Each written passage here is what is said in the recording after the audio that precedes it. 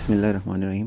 Welcome back students. आज हम miscellaneous exercise 1 करेंगे, नेशनल बुक ऑफ फाउंडेशन की, मैथ 9th की। तो पहले एमसीक्यूज़ की तरफ चलें तो उसमें जो पहले एमसीक्यूज़ में उसमें दिया हुआ है कि वो एक नंबर है, वो मल्टीप्लाई हो रहा है। ब्रैकेट का मतलब होता है कि ब्रैकेट के अंदर जितने भी नंबर्स हैं उनसे मल्टीप्लाई हो रहा है बी प्लस सी माइनस डी के साथ।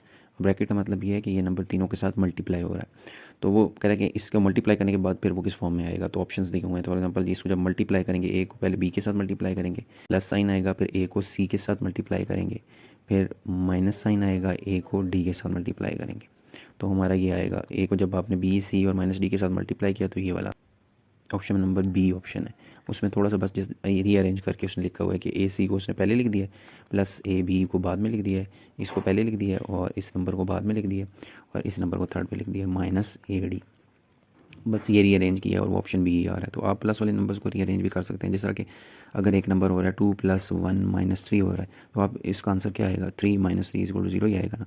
और अगर आप 1 को रीअरेंज करके लिख दो, 1 + 2 - 3, मतलब मैंने 1 को पहले लिख दिया, 2 को बाद में लिख दिया, तो क्या आंसर आएगा, 2 + 1 - 3। तो उस सूरत में भी क्या आएगा, माइनस 0 ही आएगा माइनस करने पे। तो इससे कोई फ़र्क नहीं पड़ता कि आप नंबर की पोजीशन को चेंज कर दें। हाँ, उनके साइन का ध्यान रखना होता है। अगर माइनस साइन हो तो उसको माइनस साइन के साथ ही अगर पोजीशन उसकी चेंज करेंगे तो उसको लिखना होगा। फॉर एग्जांपल अगर 3 को मैं मूव करता हूँ, पहले भी लिखना चाहता हूँ, तो ये होगा -3, फिर +1 +2। इसी तरह मैंने लिख दिया जैसा कि मैंने अभी इसको पहले। तो माइनस वाले साइन का ध्यान रखना होता है कि उसको जब आप मूव करते हो तो उसको उसके साथ साइन को भी ध्यान रखना होगा। अच्छा, एमसीक्यूज़ नंबर 2 है। उसमें देखें तो यहाँ पे ये दो एक्सपोनेंट्स आपस में मल्टीप्लाई हो रहे हैं और ये थर्ड वाला जो है डिवाइड हो रहा है। तो अगर अच्छा इस एमसीक्यूज़ में हम क्या करेंगे, इसको फ़िलहाल एज इट इज़ लिखेंगे और ये जो डिवाइड हो रहे हैं इनको डिवाइड फॉर्म में लिख लेते हैं। ए की पावर -s डिवाइडेड बाय, ये डिवाइडेड बाय का साइन था, इसको डिवाइडेड बाय फॉर्म में लिख लिया, ए की पावर s। अच्छा, जब डिवाइड वाला रूल आपको पता है कि एक्सपोनेंट में क्या होता है कि अगर एक चीज़ डिवाइड हो रही हो, वो ऊपर जाए तो उसकी पावर क्या हो जाती है, नेगेटिव हो जाती है। तो ए की पावर -s और ये मल्टीप्लाई फॉर्म में जब आएगा नीचे वाला ऊपर, तो इसकी पावर क्या हो जाएगी, -s। जो प्लस थी वो माइनस होगी। अब देखें इसमें इन सब की क्या हो गई हैं, बेसिस सेम हो गई। आप पावर्स क्या कर देंगे, ऐड कर देंगे। इसको फ़िलहाल इसी तरह रखते हैं, इन दोनों की पावर्स को हम ऐड कर लेंगे। नेगेटिव हैं तो इसलिए इन दोनों की हम ऐड कर लेते हैं। तो ए की पावर क्या हो जाएगी, -s प्लस दूसरे वाले की पावर -s। तो ये हो जाएगा ए की पावर r मल्टीप्लाई बाय ए की power -s plus minus minus s। और ये हो जाएगा ए की पावर r मल्टीप्लाई बाय ए की power minus minus plus 2s हो जाएगा। अब पावर नेगेटिव है तो ये जब नेगेटिव है तो ये नीचे जाएगी तो पॉजिटिव हो जाएगी। ए की पावर r डिवाइडेड बाय ए की पावर क्या हो जाएगी, 2s, पॉजिटिव हो जाएगी। और ये वाला ऑप्शन अगर आप देखें तो ये आपका डी ऑप्शन है। So D option is correct option. इसमें ध्यान ये रखना है आपने कि पहले आपने क्वेश्चन रूल वाले को पहले सॉल्व करना है, तब आपका आंसर आ जाएगा, वरना फिर आपका वो घूमता रहेगा क्वेश्चन दूसरी साइड पे और आपका ऑप्शन आना डिफ़िकल्ट हो जाएगा। तो डिफ़िकल्ट तरीके से आएगा। तो यही आसान तरीका है कि आप पहले जो क्वेश्चन रूल वाले हैं, डिवाइड वाले एक्सपोनेंट्स हैं, उनको सॉल्व करेंगे और जब उनका नेगेटिव में आंसर आ जाएगा तो उसको डिनोमिनेटर में ले जाएंगे तो आपका ऑप्शन डी आ जाएगा। मल्टीप्लिकेटिव इन्वर्स समझने हमें पहले ये एमसीक्यूज़ करने से पहले हम समझ लेते हैं कि मल्टीप्लिकेटिव इन्वर्स होता क्या। मल्टीप्लिकेटिव इन्वर्स उसको कहते हैं कि ऐसे नंबर को कहते हैं कि अगर उसको उससे उस नंबर से मल्टीप्लाई किया जाए, उन दो नंबर्स को, वो दोनों एक दूसरे के मल्टीप्लिकेटिव इन्वर्स होते हैं। मल्टीप्लाई किया जाए तो आंसर आपका क्या आए, 1 आए। तो फॉर एग्ज़ाम्पल 1 है, +1 है, लेट्स से इसका मल्टीप्लिकेटिव इन्वर्स क्या होगा, इसको मैं मल्टीप्लाई करता हूँ 1/1 के साथ, ये इसका रेसिप्रोकल है।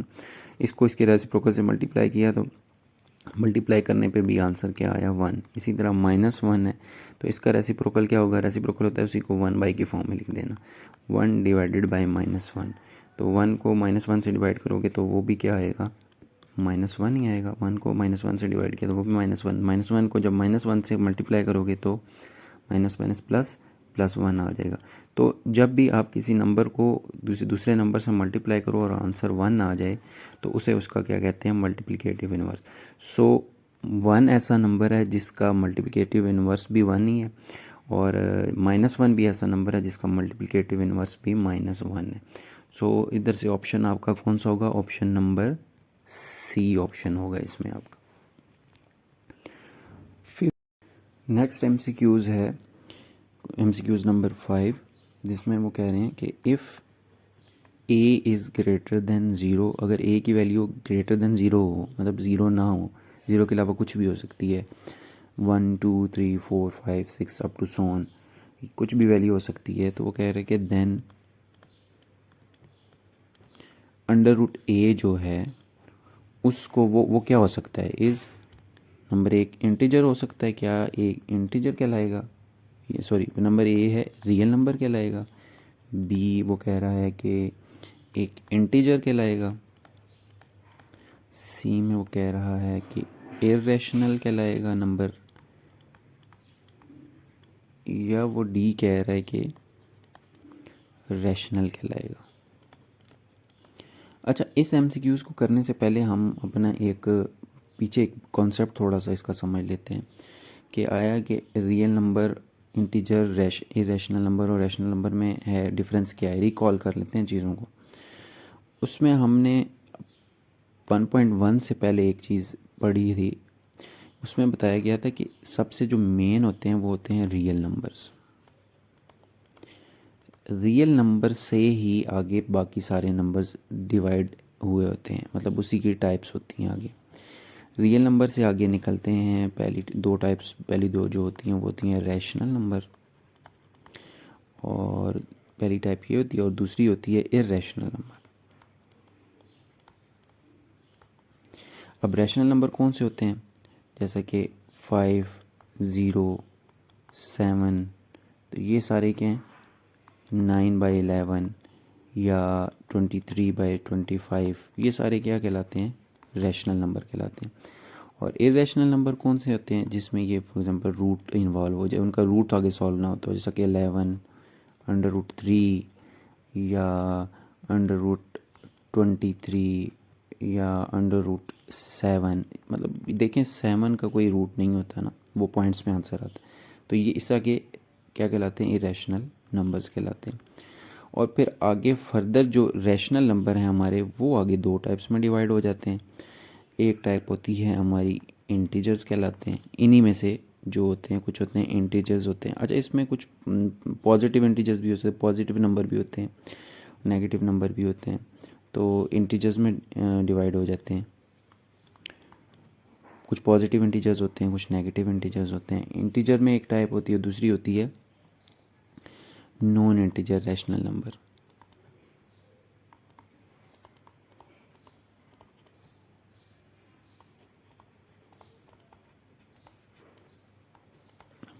तो मतलब रियल नंबर हमारा पहले दो डिवाइड होता है टाइप्स में, रैशनल नंबर और इरेशनल नंबर में, फिर आगे उसके रैशनल नंबर जो है दो ब्रांचेस में डिवाइड हो जाता है। एक होता है इंटीजर्स और दूसरे होते हैं नॉन इंटीजर रैशनल नंबर। और फिर आगे फर्दर अगर डिवीजन देखें तो ये हमारे जो इंटीजर हैं, जैसे कि मैंने अभी आपको बताया, ये आगे दो टाइप्स में डिवाइड हो जाते हैं। एक होते हैं कि हमारे नेगेटिव इंटीजर्स, जिनको कहते हैं नेगेटिव इंटीजर्स, और इन्हीं की दूसरी जो टाइप होती है वो होती है हमारी होल नंबर्स।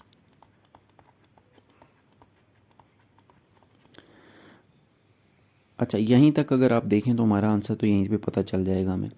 तो वो कह रहे हैं कि अगर ए की वैल्यू क्या हो, वो ज़ीरो से बड़ी हो, तो जब ए की वैल्यू आप लेट से 1 लेते हैं या 2 लेते हैं या 3 लेते हैं या 4 लेते हैं या 5 लेते हैं, तो यहाँ पे ए की जगह वो वैल्यू जब हम पुट करेंगे तो अंडर रूट की में ए की जगह अगर 1 पुट करेंगे √1 आ जाएगा। √1 1 ही होता है, और √2 पुट करेंगे तो वो √2 ही होता है। वो फर्दर 3 ए की वैल्यू 3 पुट करेंगे तो वो हो जाएगा √3, और √3 भी √3 होता है, वो फर्दर सॉल्व नहीं होता, जैसा कि ये इरेशनल नंबर हो गया। और उसके बाद फिर अगर √4 करेंगे, ए की वैल्यू 4 पुट करेंगे तो वो जो √4 आपका 2 के इक्वल होता है, तो वो आपका रैशनल की कैटेगरी में आ जाएगा। तो इसी तरह देखें कि जब आपने ए की वैल्यूज़ मुख्तलिफ पुट की, 1 2 3 4 पुट की, तो जब 1 पुट की तो वो रैशनल नंबर आ गया। जब 2 पुट की तो वो एक इरेशनल नंबर आ गया। 3 पुट की तो फिर इरेशनल नंबर। 4 पुट की तो वो एक रैशनल नंबर आ गया। तो एक्चुअली वो क्या हो रहा है कि वो आपकी मेन रियल नंबर की कैटेगरी में ही लाया कर रहा है। जब मुख्तलिफ वैल्यूज़ आप ए की ए ग्रेटर दैन ज़ीरो पुट करोगे तो वो आपके पहले तो लेट्स से कि रियल नंबर की ही कैटेगरी में आएंगे। तो अब देखें मुख्तलिफ ऑप्शन तो हम सेलेक्ट नहीं कर सकते। इंटीजर सेलेक्ट करेंगे तो इसमें से ए की मुख्तलिफ वैल्यू हो सकती है ना, उसने हमें स्पेसिफाई नहीं किया हुआ कि ए की वैल्यू क्या होगी, 1 ही होगी, 2 ही होगी। वो कह रहा है कि ए की वैल्यू ग्रेटर दैन ज़ीरो है, वो कुछ भी हो सकती है। तो जब ए की मुख्तलिफ वैल्यूज़ पुट की जाएंगी तो वो मुख्तलिफ नंबर्स आएंगे। वो नंबर्स किस कैटेगरी में आएंगे? वो रैशनल नंबर भी होंगे, इरेशनल नंबर भी होंगे और आपके इंटीजर्स भी होंगे। इंटीजर्स पॉजिटिव, ये 1 जिस तरह की है ये पॉजिटिव इंटीजर की वैल्यू में आता है। 2 जो है पॉजिटिव इंटीजर्स में भी काउंट होता है। और इनको हम रैशनल नंबर भी में काउंट भी कर सकते हैं। और इसी तरह फर्दर अगर आप नंबर ए की वैल्यूज़ ऐड करते जाएंगे तो further rational number, irrational numbers भी आते जाएंगे। ये √3 जो है ये इरेशनल नंबर में काउंट होता है। तो ऑप्शन हमें, अगर हम सिर्फ बी सेलेक्ट करेंगे इंटीजर, तो वो हमारे बाकी नंबर स्किप हो जाएंगे जो कि इरेशनल भी आ रहे हैं, रैशनल भी आ रहे हैं। अगर रैशनल सेलेक्ट करेंगे तो इरेशनल और इंटीजर स्किप हो जाएंगे। तो बी सी डी ऑप्शन हम सेलेक्ट नहीं कर सकते। ये सब जो नंबर आ रहे हैं वो रियल नंबर की ही आगे टाइप्स हैं।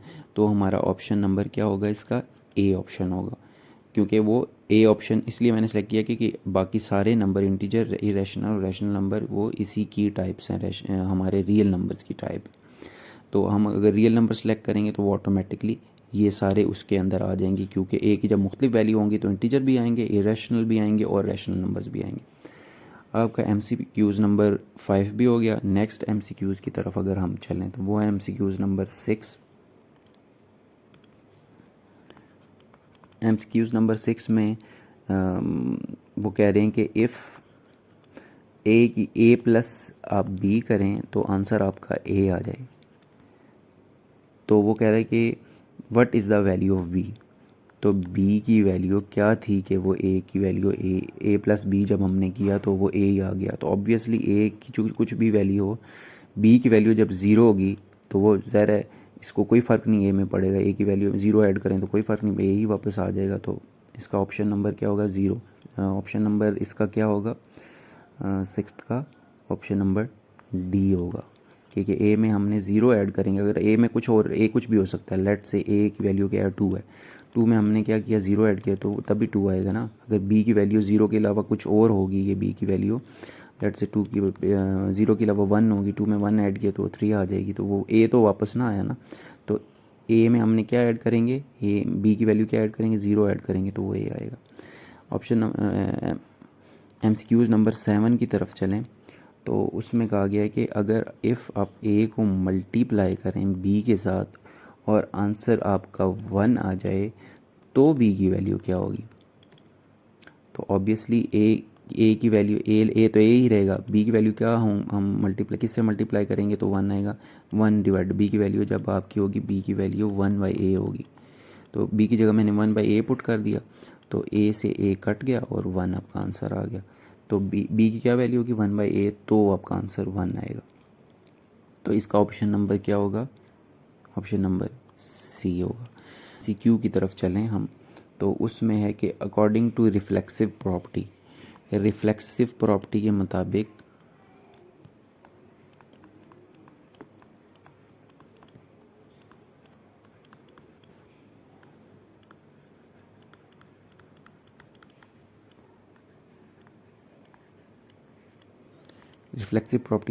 वो कह रहा है कि y² प्लस y²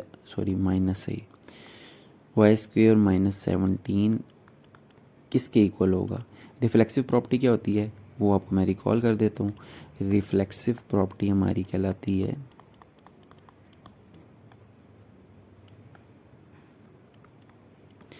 कि अगर एक साइड पे a है तो दूसरी साइड पे वो इक्वल भी किसके होगा? a के। तो फॉर एग्जांपल ये हमारी पूरी वैल्यू क्या कहलाती है? a है, तो ये इक्वल की दूसरी साइड पे भी क्या होगा? a ही होगा। तो a क्या होगा? y² - 17। तो इसको क्या कहते हैं? Reflexive property. तो आपका आंसर क्या आएगा? ऑप्शन नंबर सी इसका आंसर होगा। MCQs नंबर 9 है, उसमें वो कह रहे हैं कि इफ़ ए को आपने बी से मल्टीप्लाई किया और आंसर आपका ए आ गया तो बी की वैल्यू क्या होगी? बी की क्या वैल्यू? तो बी ए को हम किससे मल्टीप्लाई करेंगे, तो ए ही आएगा। तो ऑब्वियसली बी की वैल्यू क्या होगी, जब 1 होगी, किसी भी चीज़ को 1 से मल्टीप्लाई करें तो वही चीज़ वापस आ जाती है ना। तो ए इंटू 1 करेंगे हम तो वो ए आएगा, मतलब बी की वैल्यू हमने 1 रखी तो ही वो ए आएगा। तो इसमें ऑप्शन नंबर क्या होगा आपका, 9th वाले में ऑप्शन नंबर, इसका बी ऑप्शन होगा 9th वाले का, कि ए बी की वैल्यू हम 1 रखेंगे तो ही आंसर आपका ए आएगा।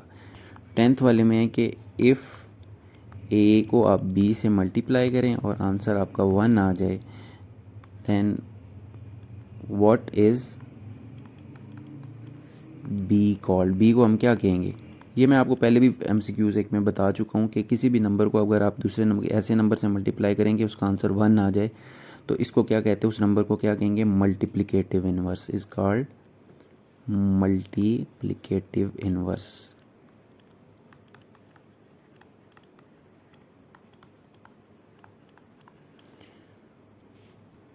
तो इसका ऑप्शन नंबर होगा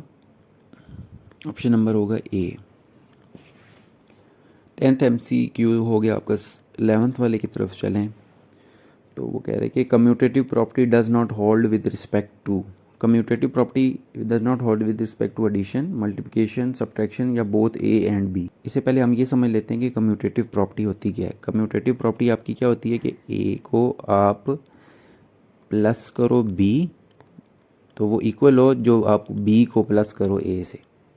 तो अब अगर देखें तो ये एडिशन में तो ये प्रॉपर्टी होल्ड करेगी। लेट से ए की वैल्यू है 2 और बी की वैल्यू है 1, तो आंसर क्या आना है 3। और इसी तरह अगर आप बी को पहले रख लो 1 प्लस ए को बाद में रख लो 2 तो भी आंसर आना है 3। और अगर आप इसको मल्टीप्लिकेशन में रख लो कम्यूटेटिव प्रॉपर्टी को, मल्टीप्लिकेशन में क्या होगा कि ये यहाँ पे प्लस की बजाय ये क्या होंगे, ए बी मल्टीप्लाई हो रहे होंगे। कह रहे ए को बी से मल्टीप्लाई करो या बी को ए से करो तो दोनों का आंसर सेम आता है। अच्छा ए को 2 ले लें और बी को 1 ले लें, मतलब 2 को 1 से मल्टीप्लाई करें तो भी आंसर 2 आना है, और 1 को अगर 2 से मल्टीप्लाई करें तो भी आंसर 2 आना है। तो ये जो कम्यूटेटिव प्रॉपर्टी है, ये कम्यूटेटिव प्रॉपर्टी जो है वो एडिशन में होल्ड कर रही है, मल्टीप्लिकेशन में भी होल्ड कर रही है। तो सब्ट्रैक्शन में होल्ड करेगी नहीं, सब्ट्रैक्शन में होल्ड नहीं करेगी। सब्ट्रैक्शन में क्या होगी, फॉर एग्जांपल अगर सब्ट्रैक्शन में प्रॉपर्टी अगर शेप चेंज करें तो वो हो जाएगी ए माइनस बी और वो बी माइनस ए होना चाहिए, जैसा कि ये पॉसिबल नहीं है। क्यों, क्योंकि 2 में से जब आप -1 करेंगे तो वो आंसर आएगा 1, और अगर आप 1 में से बी को पहले लिख दें और ए को बाद में लिखें -2 करेंगे तो वो आंसर आएगा -1, तो दोनों इक्वल नहीं होते। तो आपकी जो कम्यूटेटिव प्रॉपर्टी होती है वो सब्ट्रैक्शन में होल्ड नहीं करती, जबकि वो मल्टीप्लिकेशन में भी होल्ड करती है और एडिशन में भी होल्ड करती है। तो आपका ऑप्शन नंबर क्या होगा, एडिशन में भी होल्ड करती है, ए में भी होल्ड करती है, बी में भी होल्ड करती है, सब्ट्रैक्शन में होल्ड नहीं करती। Commutative property does not hold, उसने पूछा है कि इसमें होल्ड नहीं करती तो सब्ट्रैक्शन में होल्ड नहीं करती, तो इसका ऑप्शन नंबर क्या होगा, सी होगा। अच्छा क्वेश्चन नंबर 2 हमारा 1.1 से रिलेटेड है। आप बैकग्राउंड कॉन्सेप्ट उसमें जाके रिकॉल कर सकते हैं चीज़ें। तो इस तरह के नंबर को नंबर लाइन पे कैसे रिप्रेजेंट करते हैं, तो सबसे पहले तो मैं नंबर लाइन ड्रॉ कर लेता हूँ। यहाँ पे ये नंबर लाइन मैंने ड्रॉ कर ली जिसके 2 एरो हेड लगे हुए हैं दोनों साइड पे जो एक्सटेंड हो रहे हैं, और इसके 2 रीजन्स होते हैं, एक 0 से इधर वाला पॉजिटिव रीजन और 0 से इधर वाला नेगेटिव रीजन। अब ये हमारा माइनस में नंबर है तो इसलिए ये नेगेटिव रीजन में आएगा। तो ये -5 शो कर रहा है कि ये -5 1 2 3 4 5 नंबर के बाद वाले रीजन में आएगा। तो पहले मैं इसके सेगमेंट्स, इक्वल सेगमेंट्स में इसको डिवाइड कर लेता हूँ। यहाँ से यहाँ तक लेट से 1 है, ये इतना ही रीजन जितना यहाँ से डिस्टेंस लिया है दोनों पॉइंट्स के दरमियान उतना ही आगे इंटरवल लेंगे हम। यहाँ से यहाँ तक, यहाँ -1 है, यहाँ से यहाँ तक -2 है, यहाँ तक -3 है यहाँ से, और यहाँ से इतना ही डिस्टेंस आगे -4 है, और यहाँ से इतना ही डिस्टेंस आगे -5 है, और यहाँ से इतना ही डिस्टेंस आगे -6 है। तो आप अब ये -5 शो कर रहा है कि ये नंबर हमारा -5 और -6 के दरमियान, -5 से आगे आगे वाले रीजन में आएगा। और ये 1/5 शो कर रहा है कि आपने -5 से -6 वाला जो रीजन है उसको 5 हिस्सों में डिवाइड करना है, 5 सेगमेंट्स में डिवाइड करना है। तो मैं इसको 5 सेगमेंट में डिवाइड कर लेता हूँ, इक्वल सेगमेंट्स में, 1 2 3 4 और ये 5 6 के ऊपर आ जाएगा। और ये वाला ऊपर वाला नंबर शो करता है कि एग्जैक्टली ये नंबर किस लोकेशन पे आएगा। तो ये 5 के बाद जो 5 का जो पॉइंट्स हमने 5 में डिवाइड किया उसमें से 5 में से पहले पॉइंट के ऊपर यहाँ पे ये नंबर हमारा आएगा। तो -5 इंटू 1/5 जो है मिक्स फ्रैक्शन है हमारी, वो इस लोकेशन पे आएगी। तो इस तरह हमने इस नंबर को नंबर लाइन पे रिप्रेजेंट कर दिया। इसी तरह क्वेश्चन नंबर आप 2 के पार्ट 2 की तरफ चलें तो उसमें आपको नंबर दिया गया है। ये थोड़ा सा डिफरेंट है क्योंकि हमारी एक्सरसाइज में इस तरह की कोई फ्रैक्शन नहीं दी गई थी। मैंने आपको टाइप्स तो तीनों बताई थी बैकग्राउंड कॉन्सेप्ट में कि हमारी 3 तरह की टाइप्स होती हैं मेन फ्रैक्शंस की। वो होती है एक प्रॉपर, एक इम्प्रॉपर और एक मिक्स फ्रैक्शन। ये मिक्स फ्रैक्शन कहलाती है। और इम्प्रॉपर वो होती है जिसमें ऊपर ये न्यूमिनेटर में नंबर बड़ा हो और डिनोमिनेटर में छोटा हो। और प्रॉपर वो वाली होती है जिसमें ऊपर वाला नंबर छोटा हो और नीचे वाला नंबर बड़ा हो। ये प्रॉपर फ्रैक्शन कहलाती है। तो ये प्रॉपर और मिक्स फ्रैक्शन ये हमारे एक्सरसाइज में दी गई थी 1.1 में, लेकिन ये जो इस तरह का इम्प्रॉपर फ्रैक्शन थी वो नहीं दी गई थी। अब इस तरह की जब फ्रैक्शन आ जाए तो इसको आप नंबर लाइन पे पहले कैसे करेंगे? तो इसको करने के लिए सबसे पहले आप इस इम्प्रॉपर फ्रैक्शन को मिक्स फ्रैक्शन में कन्वर्ट करोगे, तभी ये नंबर लाइन पे रिप्रेजेंट हो सकेगा। अदरवाइज़ ये वाले जो रूल्स मैंने आपको बताए हैं इसके मुताबिक ये नंबर डायरेक्टली नंबर लाइन पे रिप्रेजेंट नहीं हो सकता। तो ये थोड़ा नंबर लाइन वाले क्वेश्चन जो है उनमें से थोड़ा सा डिफरेंट है, हट के है। तो इसी तरह के जो हट के क्वेश्चन होते हैं वही अक्सर पेपर में आ जाते हैं। तो इस तरह के जब इम्प्रॉपर फ्रैक्शन होंगी इसको हम नंबर लाइन पर रिप्रेजेंट करने से पहले इसको क्या करेंगे, इसे मिक्स फ्रैक्शन में कन्वर्ट करेंगे। तो मिक्स फ्रैक्शन में कैसे कन्वर्ट करते हैं?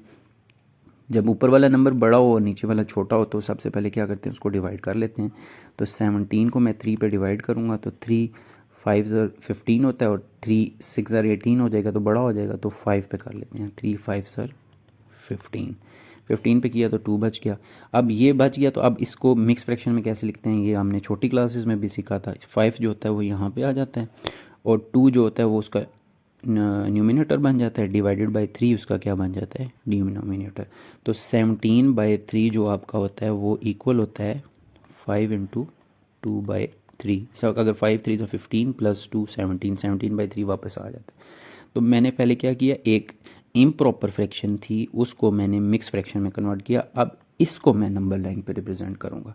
तो नंबर लाइन पे रिप्रेजेंट करने के लिए हम पहले नंबर लाइन ड्रॉ कर लेते हैं। तो नंबर लाइन मैंने ड्रॉ की।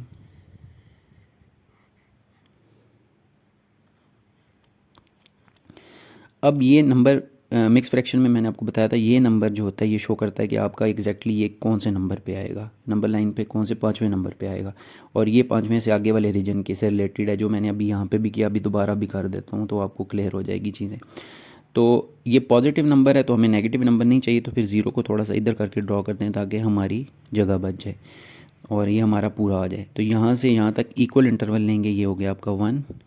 यहाँ से आगे जितना ये डिस्टेंस लिया इतना ही लेंगे, आगे ये 2 हो जाएगा जितना, फिर आगे सेम डिस्टेंस लेके 3, फिर 4 और फिर 5।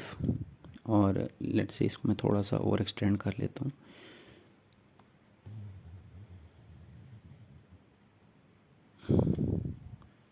और यहाँ पे आपका 6 आ जाएगा। 6 ड्रॉ करना ज़रूरी है क्योंकि ये 5 शो कर रहा है कि ये 5 से आगे आगे जो रीजन है 5 से और 6 के दरमियान में ये नंबर वहाँ पे कहीं आएगा। और 2/3 शो कर रहा है, ये मैंने आपको बताया भी था कि 2/3 का 3 शो कर रहा है कि 5 और 6 वाले रीजन को आपने 3 इक्वल सेगमेंट्स में डिवाइड करना है। 3 ये बताता है। तो 3 इक्वल सेगमेंट्स में डिवाइड कर लेते हैं, 1 2, जितना यहाँ से यहाँ तक उतना ही यहाँ से यहाँ तक उतना ही यहाँ से यहाँ तक, ये 3 इक्वल सेगमेंट्स हो गए। और 2 शो कर रहा है कि ये जो 3 हम सेगमेंट्स में डिवाइड किए उसमें से ये 3rd पोजीशन पे आ रहा है, सॉरी 2nd पे पोजीशन पे आ रहा है। तो ये यहाँ पे आपका ये नंबर आ जाएगा। तो 5 इंटू 2/3 आपका यहाँ पे आ गया। 5 इंटू 2/3 क्या है, 17/3। तो 17/3 को हमने क्या नंबर लाइन पर रिप्रेजेंट कर दिया। तो डायरेक्टली अगर 17/3 को करेंगे तो वो सॉल्व नहीं होगा, उसको पहले हमें क्या करना होगा, मिक्स फ्रैक्शन में चेंज करना होगा।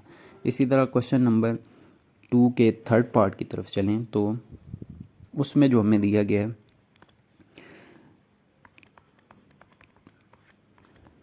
कि x इज़ लेस देन 4 है और x इज़ ग्रेटर देन -2 है। तो इसको जब नंबर लाइन पे कैसे रिप्रेजेंट करते हैं उसके लिए हम पहले नंबर लाइन ड्रॉ कर लेते हैं।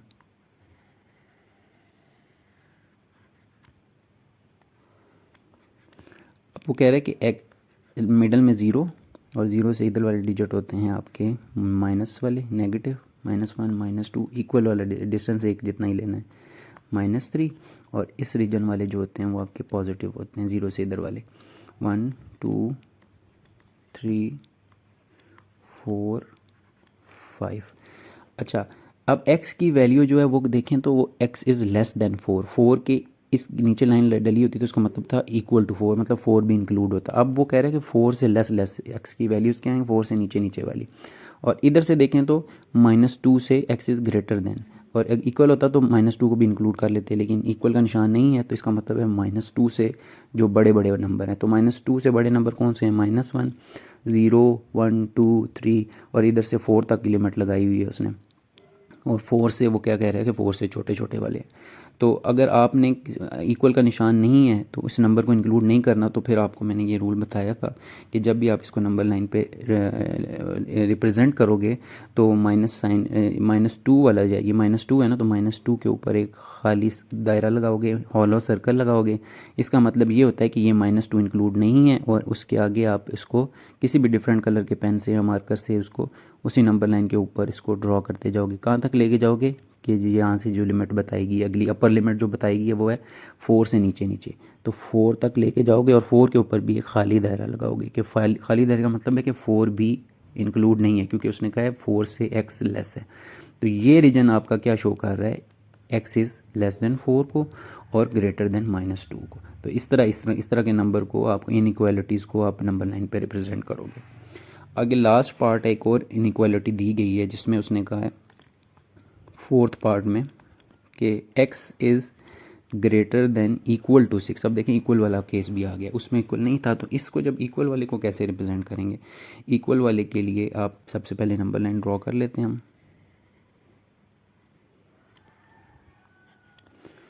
अच्छा, अभी हमें नेगेटिव नंबर नहीं चाहिए तो इसलिए हम ज़ीरो को थोड़ा इधर से स्टार्ट करेंगे। 0 1 2 3 4 5 6 7, और ये आगे नंबर, इस एरो हेड का मतलब है कि आगे नंबर चलते जा रहे हैं 8 9 10 11 12। तो x की वैल्यू वो क्या कह रहा है, इक्वल भी है 6 के और 6 से बड़ी भी है। 6 को मतलब 6 भी हो सकती है और 6 से बड़े वाले डिजिट भी हो सकते। अब इक्वल टू का निशान ये नीचे लगा हुआ है, तो इसका फिर हम इस पर एक सर्कल लगाएंगे जो क्या होगा, फील्ड सर्कल होगा, फील्ड सर्कल।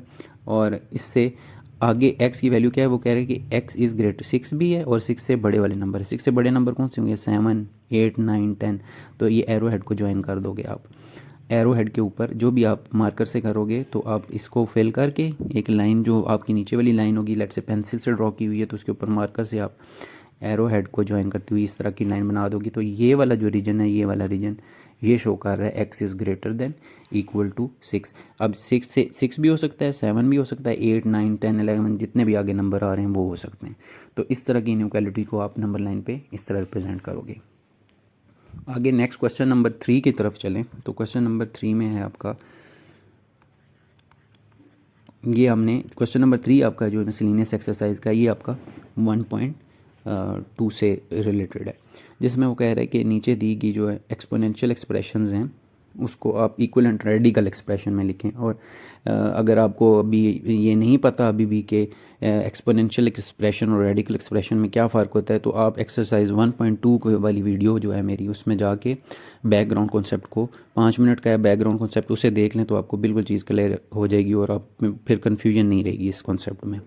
तो एक्सपोनेंशियल फॉर्म दी हुई हैं, मैं फिर भी रिकॉल कर देता हूँ। तो वो कह रहे हैं कि एक्सपोनेंशियल को रेडिकल फॉर्म में कन्वर्ट करें। एक्सपोनेंशियल फॉर्म कौन सी होती हैं कि जिसमें कोई भी नंबर दिया गया और उसकी यहाँ पे पावर दी हुई हो, इस पावर को हम एक्सपोनेंट कहते हैं।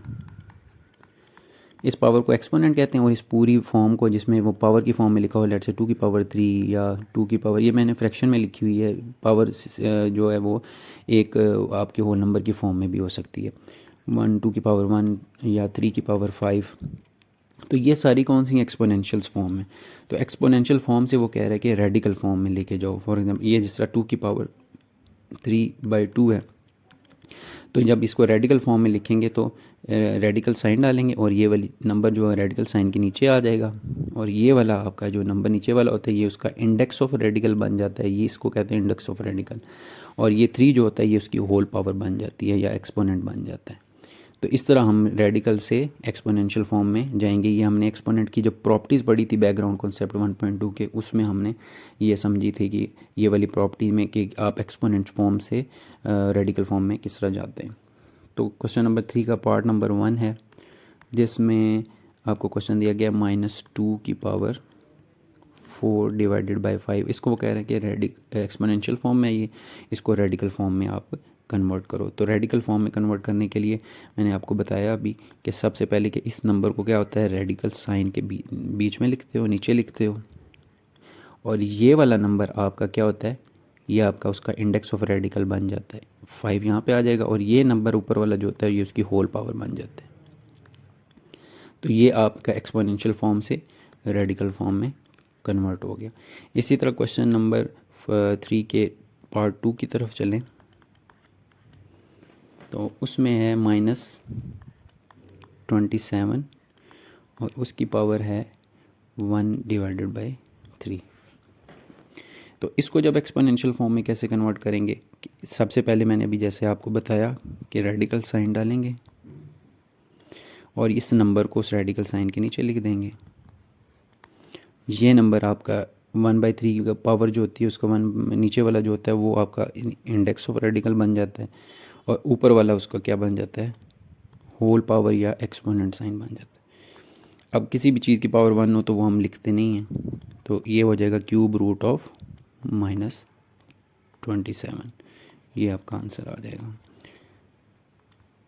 क्वेश्चन 3 के part number question number 3 part number 3 की तरफ चलें तो उसमें क्या गिवन है हमें, √16 है और उसकी पावर क्या है 4 है।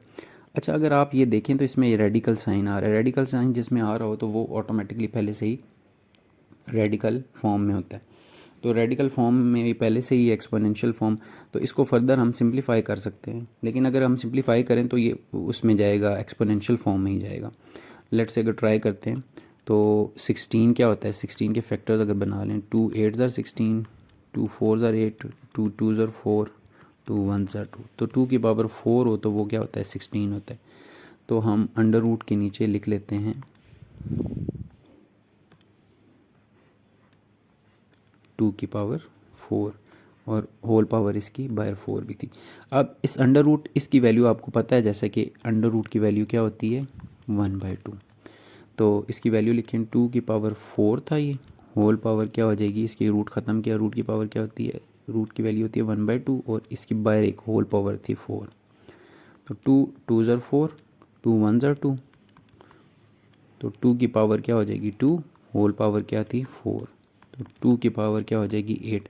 लेकिन उसने हमें कहा था कि ये हमने क्या किया है, इसको रेडिकल फॉर्म में से एक्सपोनेंशियल फॉर्म में लेके गए हैं वो लेकिन क्वेश्चन में कहा गया कि एक्सपोनेंशियल एक्सप्रेशन जो हैं उनको आप रेडिकल फॉर्म में लेके जाएं। तो ये रेडिकल फॉर्म में तो पहले से ही थी, इसलिए मैंने एक्सपोनेंशियल फॉर्म में इसको कर दिया रिवर्स में। तो सिंप्लीफाई भी किया, सिंप्लीफाई करके इसको एक्सपोनेंशियल फॉर्म में कर दिया। तो ये भी आपका आंसर हो सकता है, मे बी इसमें हमने रेडिकल फॉर्म में से एक्सपोनेंशियल फॉर्म में ही जाना हो। क्वेश्चन नंबर 3 के आगे 4th पार्ट की तरफ जाएं। उसमें है cube root of 8 with whole power 9। ये भी पहले से रेडिकल फॉर्म में है। अगर मैं इसको इसी तरह पैटर्न के मुताबिक वापस एक्सपोनेंशियल फॉर्म में लेके जाऊँ तो वो फिर हम कर सकते हैं। तो वही हम इस पे भी रूल फॉलो करते हैं कि 8 के अगर हम फैक्टर बनाएं तो वो होता है 2। सबसे पहले अंदर वाले के अगर फैक्टर बन रहे हो तो उसे हम सॉल्व करेंगे। 2 4 ज़र 8, 2 2 ज़र 4, 2 1 ज़र 2। तो 2 की पावर 3 वो आपका क्या होता है 8। तो 8 की जगह मैं लिख सकता हूँ 2 की पावर 3, तो वो लिख देते हैं क्यूब रूट ऑफ -2 की power 3। Minus sign as it is आ जाएगा, 8 की जगह मैंने लिख दिया 2 की पावर 3 और होल पावर इसकी थी 9। अब इसकी -2 की पावर 3 है और ये क्यूब रूट की वैल्यू क्या होती है, ये क्यूब रूट है तो इसकी वैल्यू होती है 1/3 और होल पावर बाहर की क्या थी 9। अब देखें तो ये -1/3 और ये 3 क्या हो जाएगा, कट जाएगा, तो आपके पास क्या आ जाएगा -2 की पावर 9, ये एक्सपोनेंशियल फॉर्म में चला जाएगा। तो अगर किसी भी, ये भी मैंने आपको बताया था कि नेगेटिव नंबर और बाय होल पावर क्या हो, ऑड हो, तो वो आपका नेगेटिव नंबर ही रहता है। तो माइनस एज इट इज़ आ जाएगा और 2 की पावर क्या आ जाएगी 9 आ जाएगी। ये आपका एक्सपोनेंशियल फॉर्म में कन्वर्ट हो गया रेडिकल फॉर्म में से।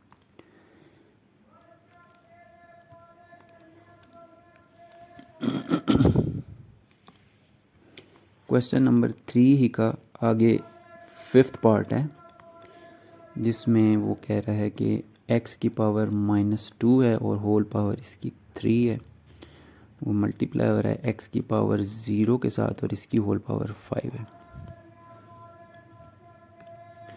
अब ये हमने पावर का एक्सपोनेंट का रूल पढ़ा था कि एक एक्सपोनेंट है उसकी एक्सपोनेंशियल एक्सप्रेशन है, उसकी सम पावर है, तो क्या होगा कि बेस को एक ही दफ़ा लिखेंगे और उसकी पावर्स आपस में क्या हो जाएंगी, मल्टीप्लाई हो जाएंगी। तो ये रूल यहाँ पे फॉलो होगा। तो ये होगा x की पावर -2 ऊपर पावर्स क्या हो जाएंगी, मल्टीप्लाई हो जाएंगी, और ये वाले नंबर्स भी आपस में मल्टीप्लाई हो रहे हैं। इधर से क्या हो जाएगा x की पावर 0 और 5 मल्टीप्लाई होके ये बाद में 0 हो जाएगा। नेक्स्ट स्टेप में मैं कर देता हूँ। ये क्या हो जाएगा x की पावर -2 × 3 -6 और इधर से क्या हो जाएगी x की पावर 0 × 5 0, x की पावर -6 और किसी भी चीज़ की पावर 0 हो तो वो क्या होता है 1 के इक्वल होता है। तो जब x की पावर -6 को 1 से मल्टीप्लाई करेंगे तो किसी भी नंबर को 1 से मल्टीप्लाई करें तो वही नंबर वापस आ जाता है। तो ये आपका x की पावर -6 आपका आंसर आ जाएगा। तो क्वेश्चन नंबर 3 भी हो गया। अब नेक्स्ट क्वेश्चन नंबर 4 की तरफ चलते हैं।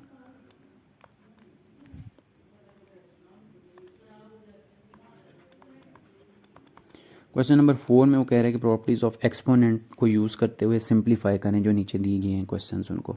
तो क्वेश्चन नंबर 4 का पहला पार्ट है जो उसमें -2 की पावर क्या है 3 और वो मल्टीप्लाई हो रहा है -2 की पावर -4 के साथ, और ये भी मल्टीप्लाई हो रहा है -2 की पावर कुछ भी नहीं है -2 के साथ, और ये तीनों नंबर्स डिवाइड हो रहे हैं -2 की पावर -3 के साथ। अब एक चीज़ अगर नोटिस करें तो इन सारे नंबर्स की बेस सेम ही है। वो बेस क्या है -2।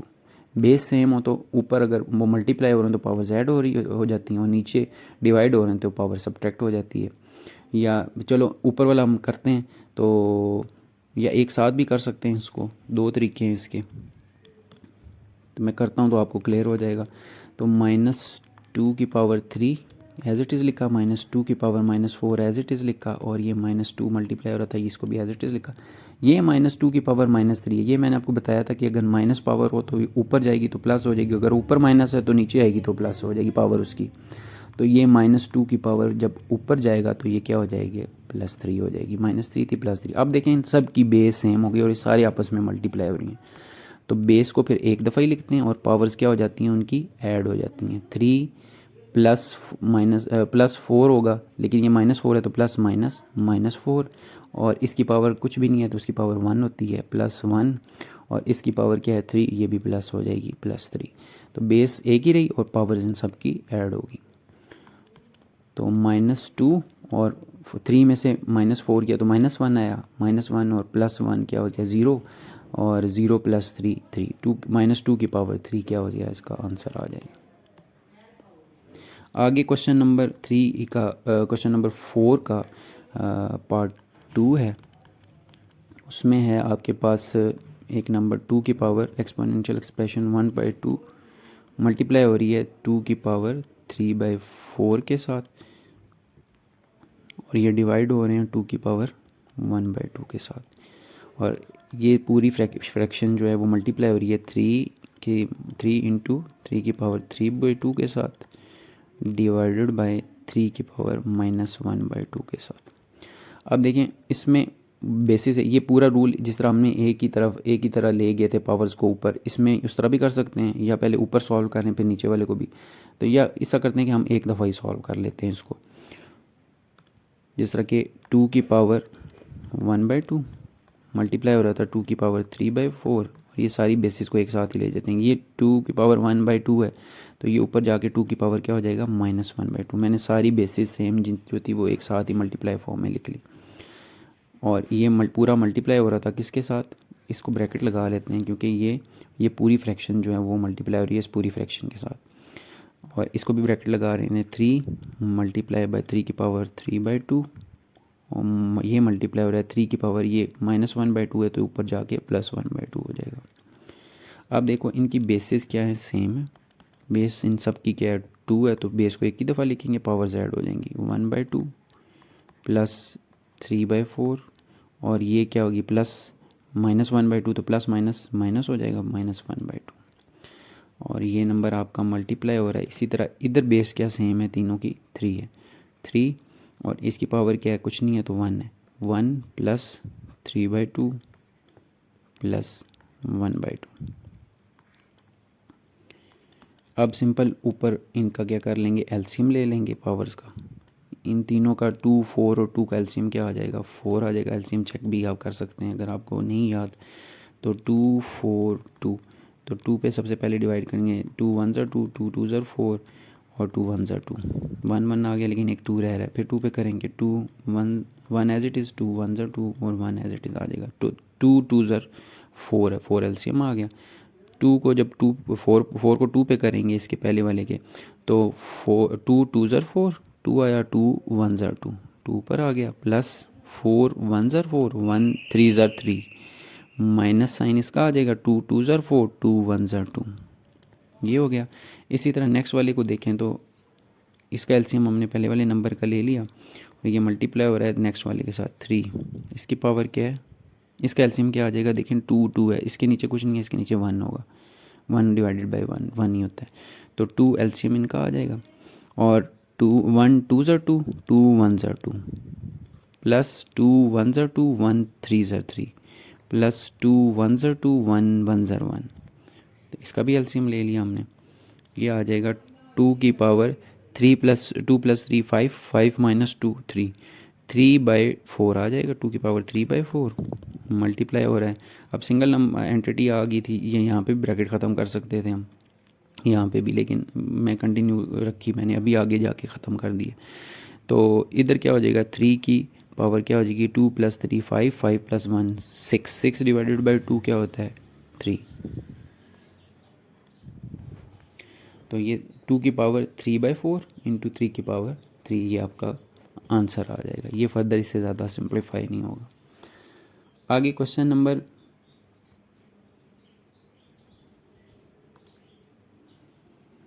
क्वेश्चन नंबर 5 है आपका, उसमें वो कह रहा है कि determine whether each statement is true और फॉल्स। नीचे दी हुई statement A B C D और E है, ये ट्रू हैं या फॉल्स हैं। If false give an example of a number that show the statement is true. तो फिर अगर वो कहता है कि अगर फॉल्स है तो आप ये भी बताएं कि फॉल्स क्यों है और नंबर भी बताएं उसके साथ कि ये इस वजह से फॉल्स है।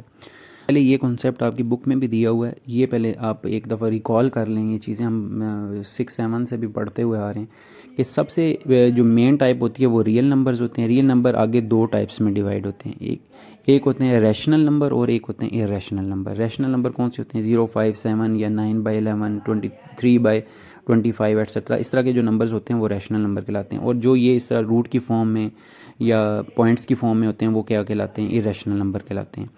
अब आगे रैशनल नंबर जो है आगे फर्दर 2 क्लासेस में डिवाइड होते हैं। एक होते हैं इनमें से इंटीजर्स होते हैं और एक नॉन इंटीजर्स होते हैं। इंटीजर्स कौन से होते हैं जो बिल्कुल प्रॉपर नंबर होते हैं, जिस तरह 0 1 2 पूरे नंबर जिससे भी कह सकते हैं 0 1 2 3, इसी तरह 0 1 2 पॉजिटिव के साथ और इसी तरह -1 -2 -3 -4। तो ये कौन से होते हैं इंटीजर्स, ये माइनस वाले नेगेटिव इंटीजर्स कहलाते हैं और जो ये 1 2 3 4 5 ये पॉजिटिव इंटीजर्स कहलाते हैं।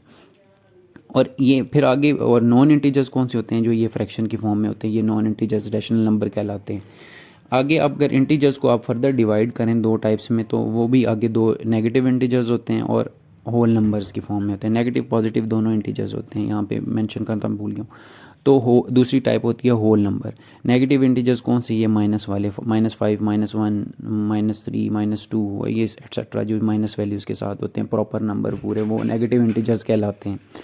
दूसरी कैटेगरी इसकी होती है होल नंबर, जिस तरह कि ये पॉजिटिव वाले जो होते हैं ये होल नंबर की कैटेगरी में। नेगेटिव इंटीजर्स जो ज़ीरो से इधर वाले माइनस में आते हैं वो नेगेटिव इंटीजर, और जो ज़ीरो से इधर वाले पॉजिटिव नंबर्स होते हैं वो क्या कहते हैं, होल नंबर कहलाते हैं, इंक्लूडिंग ज़ीरो। और अगर आप ज़ीरो को निकाल दें तो वो क्या बच जाता है, जो नंबर्स बच जाते हैं उन्हें हम क्या कहते हैं, नेचुरल नंबर। ये हम छोटी क्लासेस से पढ़ते हुए आ रहे हैं। अब इसी कॉन्सेप्ट की बेस पे ये आपका पूरा क्वेश्चन नंबर 5 है। क्वेश्चन नंबर 5 में वो कह रहा है कि पहली स्टेटमेंट है कि फर्स्ट स्टेटमेंट में वो कह रहा है कि every rational number is an integer. मैं लिख भी देता हूँ यहाँ पे, मेंशन भी कर देता हूँ कि पहले में वो कह रहा है कि एवरी रैशनल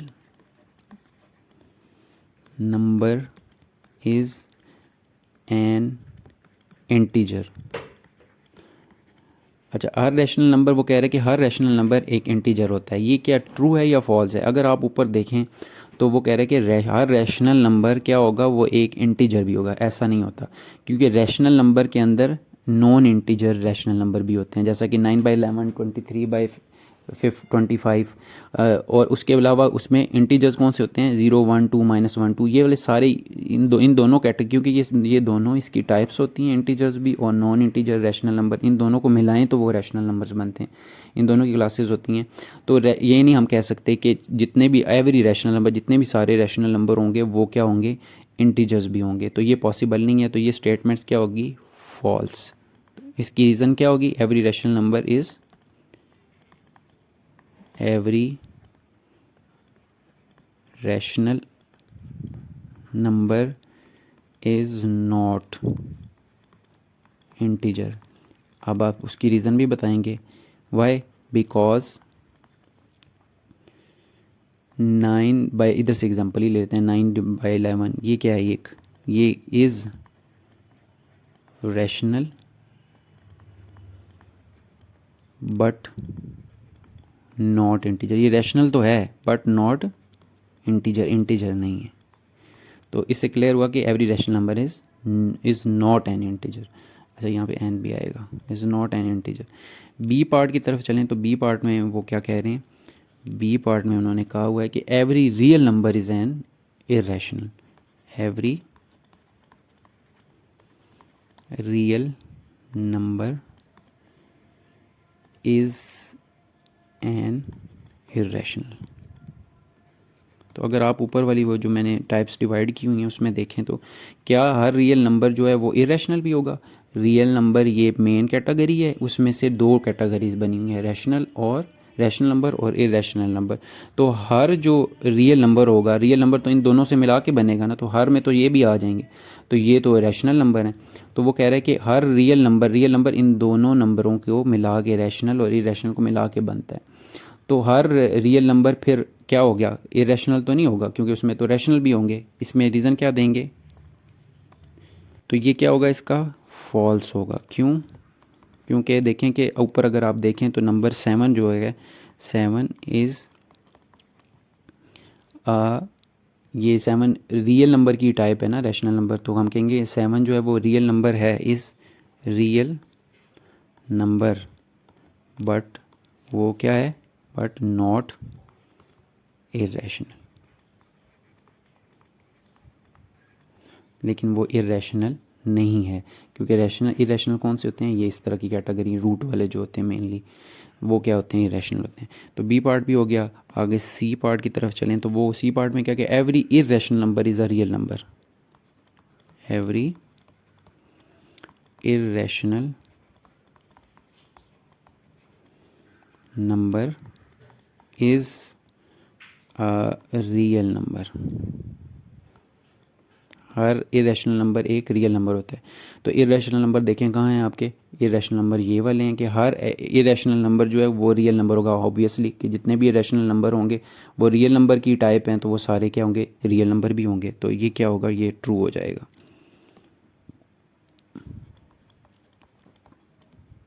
ट्रू, अब फॉल्स नहीं है तो ट्रू के लिए तो हमें रीज़न देने की ज़रूरत नहीं है। आगे इसका सी पार्ट है, सी पार्ट की तरफ चलें। सॉरी, डी पार्ट है। डी पार्ट में वो कह रहे हैं कि every integer is a rational number.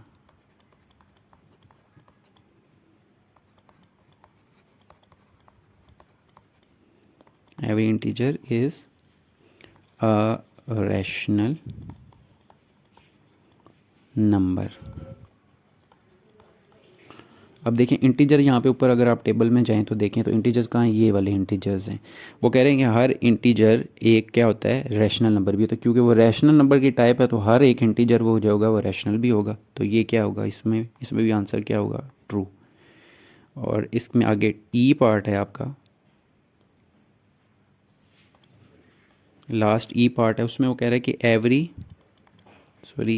का ई, एवरी रियल नंबर, हर रियल नंबर इज़ ईदर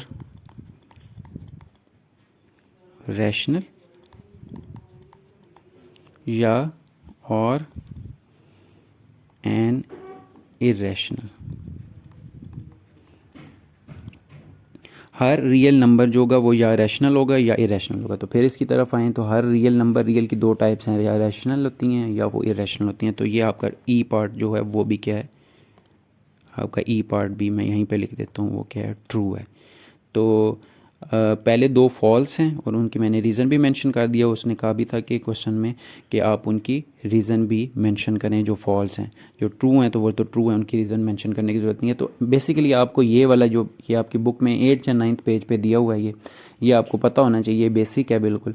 तो कि रियल नंबर की दो टाइप्स होती हैं, आगे रैशनल और इरेशनल। और आगे रैशनल जो है वो आगे दो टाइप्स में, इंटीजर्स और नॉन इंटीजर्स में डिवाइड होता है। फिर इंटीजर आगे दो टाइप्स, नेगेटिव इंटीजर्स और होल नंबर में डिवाइड होता है। और होल नंबर आगे से ज़ीरो और नेचुरल नंबर में डिवाइड होता है। तो ये वाला क्वेश्चन जो है MCQs के लिहाज से इम्पॉर्टेंट है। तो और बेसिक कॉन्सेप्ट के लिहाज से भी आपको ये चीज़ें पता होनी चाहिए। तो होपफुली आपको ये एक्सरसाइज में ये सारा कॉन्सेप्ट भी समझ आ गया होगा और ऊपर से पूरी एक्सरसाइज भी क्लियरली आपको समझ आ गई होगी। चैनल को सब्सक्राइब करें और लाइक करें वीडियो को, और अगर कोई क्वेरी है तो वो कमेंट बॉक्स में ज़रूर पोस्ट करें। Thank you so much. अल्लाह हाफिज़।